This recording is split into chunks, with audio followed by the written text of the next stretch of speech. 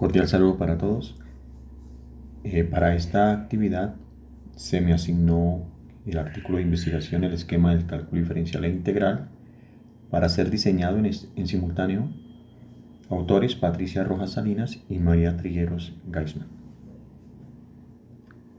Básicamente no quise quitarle nada al resumen tal y como lo exponen las autoras. Lo quise de alguna manera presentar, ya que diríamos que es un resumen bien elaborado que vincula todos los elementos que ellos usaron, o más bien todos los componentes de esta investigación. Pero voy a extraer de aquí, de este resumen, cosas importantes. Por ejemplo, lo que tiene que ver con el problema del aprendizaje del cálculo diferencial integral. Ellos hacen énfasis en la relación entre los conceptos primordiales de esta disciplina, es decir, la derivada y la integral.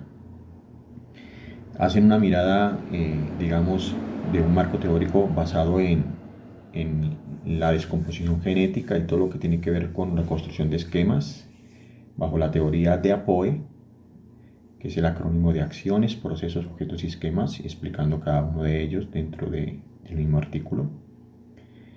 También se resalta aquella propuesta didáctica que pues su metodología es un estudio exploratorio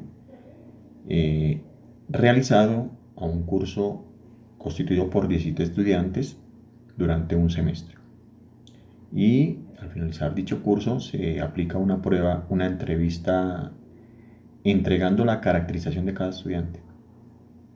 Y asimismo se van ubicando los estudiantes en cada uno de esos niveles que ellos pues alcanzaron. Entonces los autores hablan del nivel intra, del CDI, es decir, del cálculo diferencial integral, del inter y del trans.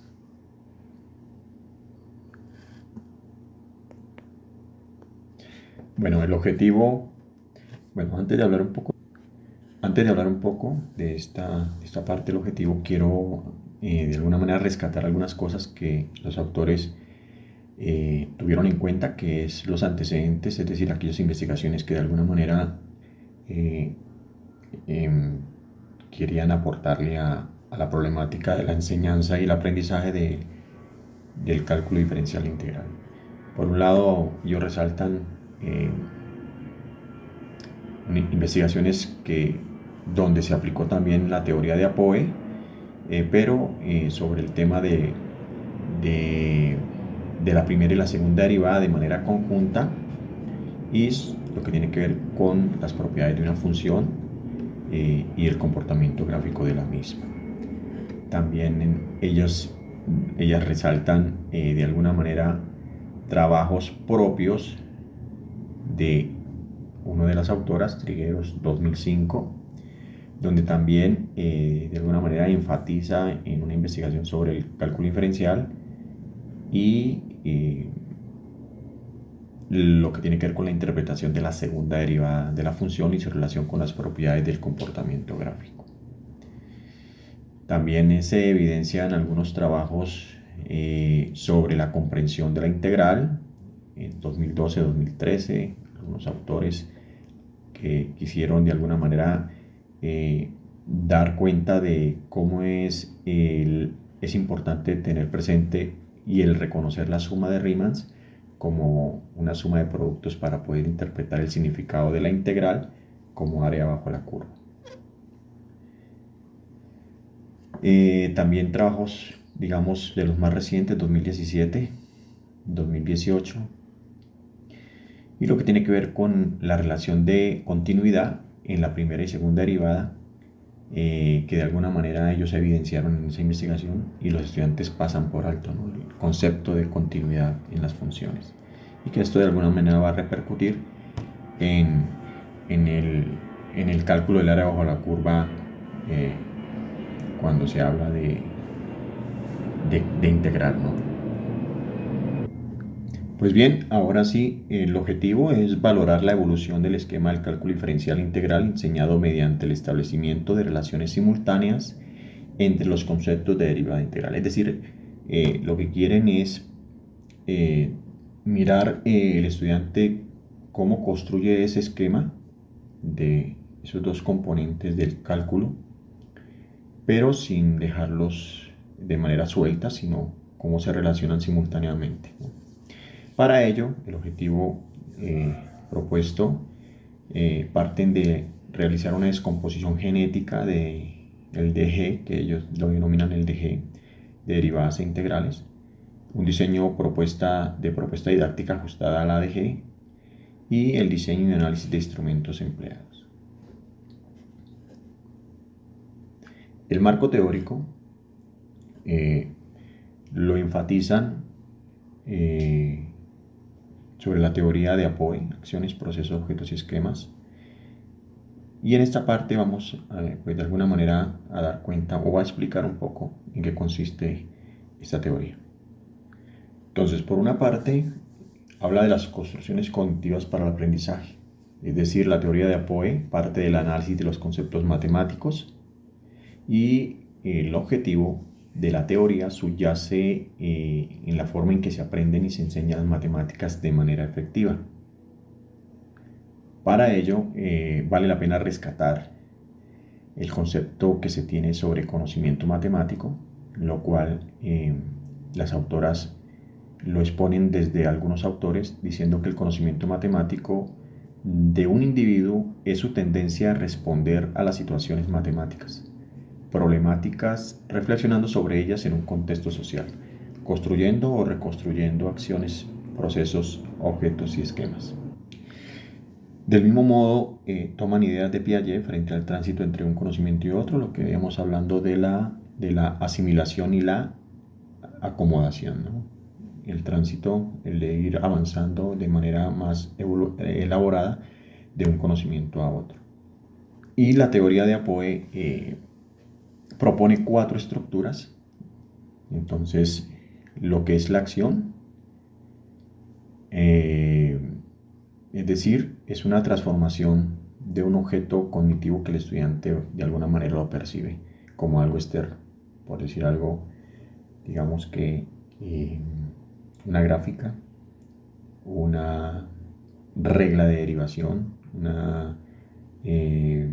un método de integración, digámoslo, explícito, que él lo toma y lo lleva de manera abstracta a su mente. Esto le permite al estudiante de alguna manera tomar conciencia y control de esas acciones para de alguna manera apropiarse de ese objeto, ¿sí? Y de alguna manera empezar a elaborar conjuntamente unas acciones las más acordes y adecuadas para ir apropiando ese conocimiento. La segunda estructura son los procesos. Los procesos no es otra cosa que es una variedad de acciones que se van interiorizando y van llevando a una estructura conceptual.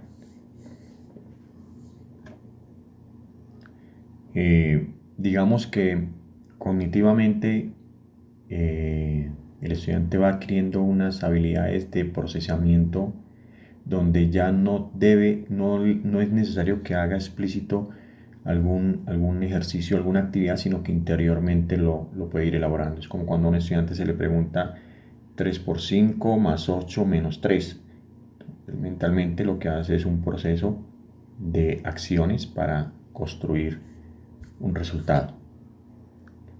Lo interesante, lo que dice en la teoría, es que ese proceso puede ir y venir, es decir, tiene un sentido también inverso, es decir, de cómo se llega a un resultado, también cómo se originó. La tercera estructura que propone la teoría es el de objeto, que se construye cuando el estudiante requiere de aplicar acciones sobre un proceso y se manifiesta por la posibilidad de utilizar o demostrar las propiedades del objeto. Y también poderlo revertir, es decir, llevarlo a su estado original. Lo que sucede, esta teoría, pues de alguna manera lo que da a entender es que los autores dicen, claro, la derivada y la integral, dando a entender de que el concepto de primitiva, ¿sí? Y la cuestión inversa, ¿sí? La derivada y la antiderivada como procesos inversos. Entonces diríamos que estamos hablando aquí de esas estructuras que de alguna manera muy asertivamente las autoras quieren llevarlo a ese escenario, ¿no?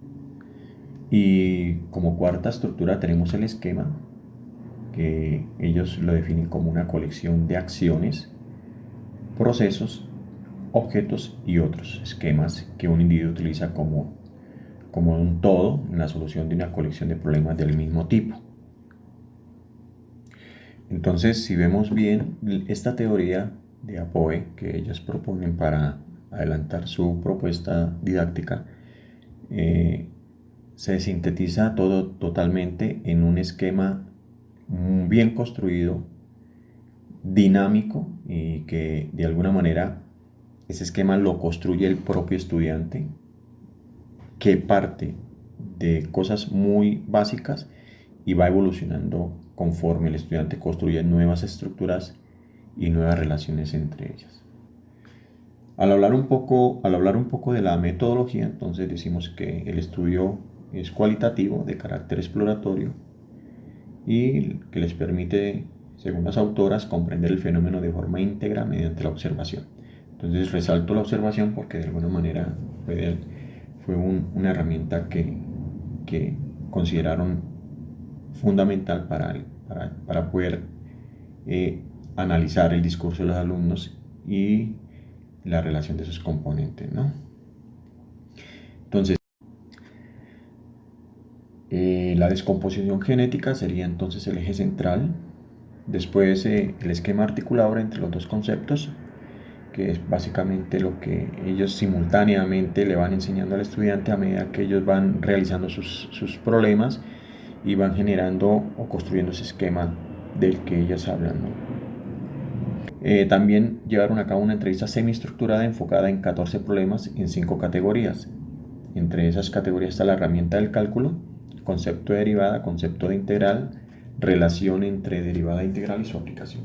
Y a su vez, estas categorías en subcategorías, entre ellas el desarrollo analítico, manejo de procesos infinitos, sumas de Riemann, recta tangente, método de integración, aplicaciones de la integral, interpretación de derivadas e integrales en distintas representaciones, problemas y el teorema fundamental del cálculo. Este último, el teorema fundamental del cálculo, hacen bastante énfasis, ya que para ellos, para los autores, para las autoras, es fundamental que ellos logren entender que el teorema fundamental del cálculo es, digámoslo de alguna manera, un esquema trans, ¿sí? que ellos definen como de alguna manera a dónde debe llegar el estudiante, ¿no? Poder comprender y tener clarísimo en qué consiste el teorema fundamental del cálculo. Y finalmente hacen análisis de resultados de los alumnos y de las entrevistas y dan cuenta del diseño de esquemas de los diferentes estudiantes, ¿no?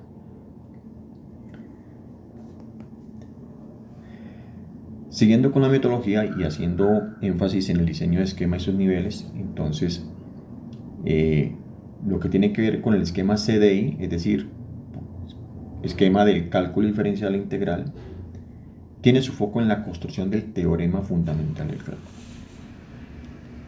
¿Sí? Y esto todo va ligado con el objetivo función, el objeto función, con la continuidad, la derivada de la integral. Entonces las autoras describen o ubican al estudiante en 3 niveles de acuerdo a su capacidad de comprensión, de análisis, de relación, etc. El nivel intra se identifica mediante la evidencia que se encuentra en un estudiante que interpreta la derivada como una razón de cambio y la relación con la pendiente de la recta tangente, es decir, algo muy operacional, y la interpretación de la integral como antiderivada. Analiza la continuidad de las funciones correspondientes, pero hacen énfasis las autoras de que esa relación por acciones, que son operativas, los procesos de los dos conceptos se mantienen aislados, es decir, no hay una relación fuerte de cómo comprender esa unión entre la derivada y la integral. En el nivel inter, el estudiante interpreta la derivada como una transformación inversa de la antiderivada, también operacional, construye una relación entre derivada e integral.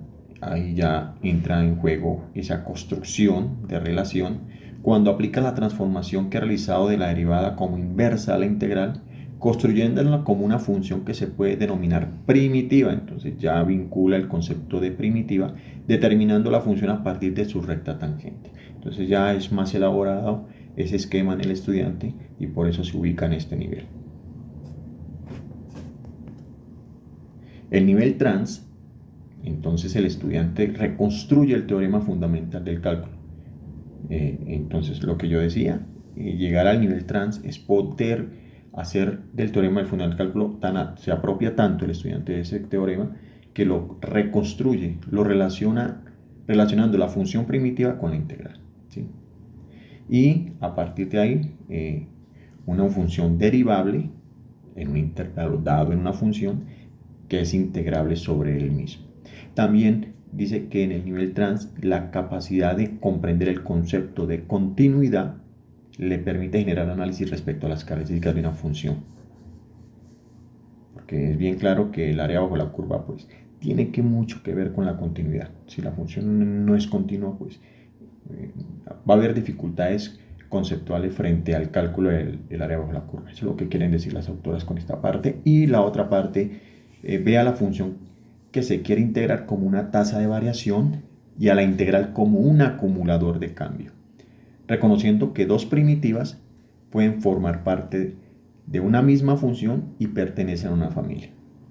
¿Sí? Entonces, aquí de alguna manera recordamos que siempre que se va a integrar, entonces tenemos la constante C. Entonces, a eso es que hacen referencia de alguna manera las autoras, que este nivel trans, pues si vemos, es un esquema mucho más elaborado por el estudiante. Y por eso, al ellas hacer el análisis de entrevistas y de los problemas que resolvieron, los ubicaron en esos niveles.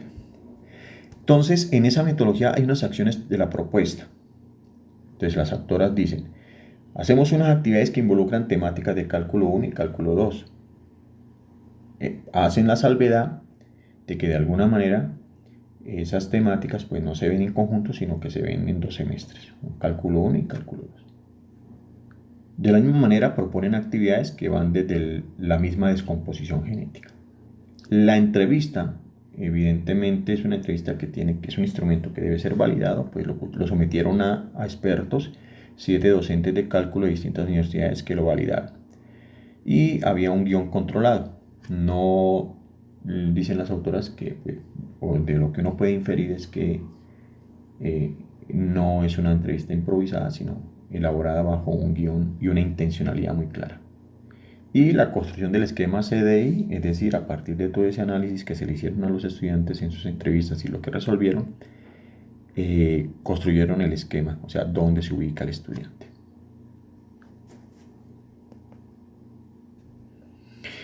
Y lo que tiene que ver con resultados y conclusiones, entonces, de los resultados, podemos decir que 6 alumnos mostraron evidencia de haber desarrollado su esquema a nivel intra, casos como el alumno A8 y A10. Las autoras, para determinar que, por ejemplo, el alumno A8, que es lo que explican en sus resultados, porque su esquema es un esquema intra, básicamente en los ejercicios que propusieron le plantearon al estudiante resolver, o más bien encontrar la ecuación de la recta tangente a la curva. Entonces hay una ecuación, eh, eh, sí, una curva y le piden al estudiante hallar la recta tangente en el punto 1, 1. La acción que realiza el estudiante es un cambio de variable. Pues él argumenta que era para poder despejar la variable y poder derivarla. Entonces, ellos más adelante, al observar en otro estudiante que pudo lograr hacer derivación implícita, pues da cuenta que tiene un esquema más elaborado el estudiante de derivación implícita que el que tuvo que aplicar el cambio de variable. Y evidentemente el estudiante afirma en una de la entrevista, afirma que el cambio de variable al principio lo hace porque no se puede despejar. Entonces él dice que para poder derivar tiene que primero despejar la variable. Y realiza acciones muy memorísticas, muy mecánicas de el uso de reglas de derivación, pero sin ningún sentido, ¿no? O sea, le están pidiendo algo y él aplica dentro de su conocimiento lo que él considera, ¿no? Entonces, diríamos que cada análisis a cada estudiante lo llevan, las autoras la llevan a esa descomposición genética y lo van ubicando. En qué parte de esa descomposición genética se encuentra el estudiante y por eso lo ubican en este nivel de intra. 6 estudiantes mostraron la construcción del esquema en el nivel inter, el caso del alumno 2. Las autoras, entonces, por ejemplo, en el caso del alumno resaltan que de alguna manera el estudiante hace interpretaciones de la derivada y la anterivada como transformaciones inversas una de la otra y también la capacidad de alguna manera que tiene el estudiante de poder decir que o de hacer denominaciones de primitiva y poder dar cuenta que su inversa es una función que tiene que ver con la razón de cambio. Y se resalta dentro de la entrevista que se le hizo a ese estudiante algo que él decía, que lo que hago es tomar la función, calcular la primera derivada y eso lo igualo a cero y los valores que me da son los que primeramente reemplazo para que me dé puntos para el gráfico. Esos son importantes porque pueden ser máximos o mínimos. Entonces el alumno también de alguna manera va a verificar los puntos de inflexión y resuelve de forma gráfica y analítica, evidenciando que relaciona la aproximación del área bajo la curva de una función con la identificación de la función de su posición de un cuerpo cuando se conoce la función de razón de cambio. Del mismo modo también argumenta lo que tiene que ver con las sumas de rimas, pero él también argumenta que es más fácil graficar y luego integrar. Y dentro de este ejercicio de investigación frente a esta propuesta es que solo un estudiante estuvo en el nivel trans, que es el caso del estudiante A3. Las autoras dicen que les tomó tiempo porque tuvieron que hacer revisión exhaustiva, detallada, de toda la información que recogieron y logrando establecer que solo un estudiante logró mostrar evidencia sobre el esquema nivel trans. Y esto lo argumentan diciendo que se encontraron diferencias muy claras con respecto a otros estudiantes del curso. Dentro de lo que hizo este estudiante es que de manera muy organizada, estructurada, logró de alguna manera, para un caso específico de graficación, de manera muy estructurada logró graficar una función y aplicando correctamente todos los protocolos de alguna manera que planteaban en la descomposición genética que propusieron las investigadoras. Del mismo modo, en ejercicios que tienen que ver con área bajo la curva, el estudiante da cuenta de que de alguna manera relaciona sin problema las sumas de rectángulos sobre los intervalos. Las autoras hacen énfasis en que tanto el área bajo la curva y suma de Riemann como objetos, el estudiante realizó acciones sobre ellos. Por ejemplo, el alumno determina un intervalo pertinente, ¿sí?, en el dominio de la función. Y, por ejemplo, en un problema de aplicación de física, el estudiante expresa esa relación que tiene el objeto entre la velocidad y la aceleración, y él afirma de alguna manera que la derivada y la segunda derivada tienen un comportamiento escalera, es decir, puede calcular la posición si él tiene la aceleración o la velocidad. Finalmente, las autoras para este estudiante argumentan que tiene un esquema más elaborado y acude a acciones aplicables a un objeto y tiene unos procesos cognitivos más elaborados para resolver problemas de aplicación. Finalmente, como conclusiones, las autoras dicen que la propuesta didáctica presentada en este trabajo, dio muestras de ser eficaz. Dicen que se encontró que esta propuesta le permite a los estudiantes reflexionar sobre sus estructuras y le da mayor posibilidad de un aprendizaje más profundo del cálculo diferencial integral, haciendo énfasis de que esto mejora significativamente la enseñanza y va de alguna manera desplazando aquellas maneras de enseñar por décadas el cálculo, ¿no? Y también dicen que eso puede beneficiar a los profesores, presentando un conjunto de actividades que pueden ser una ayuda para trabajar y evaluar el trabajo de los estudiantes. Digamos que si la propuesta fueron 14 problemas en diferentes categorías, diría que fue un ejercicio bien pensado, una propuesta de alguna manera dedicada, digamos que fue responsable, en el sentido de que lo que se busca es que los docentes de alguna manera hagan uso de aquellas cosas que realmente funcionan. Diríamos que esta propuesta y el resultado de esta investigación, a manera de reflexión y de opinión propia, nos da la posibilidad de mejorar la enseñanza y sobre todo de lograr que en los estudiantes se construyan esquemas mejor elaborados y más completos sobre la integración, o más bien la relación que hay entre la derivada y la integral, y sobre todo lo que ellas decían sobre comprender y tener claridad sobre el teorema fundamental del cálculo. Esta sería entonces de alguna manera lo que puedo decir frente a este artículo, y bueno, gracias por su atención.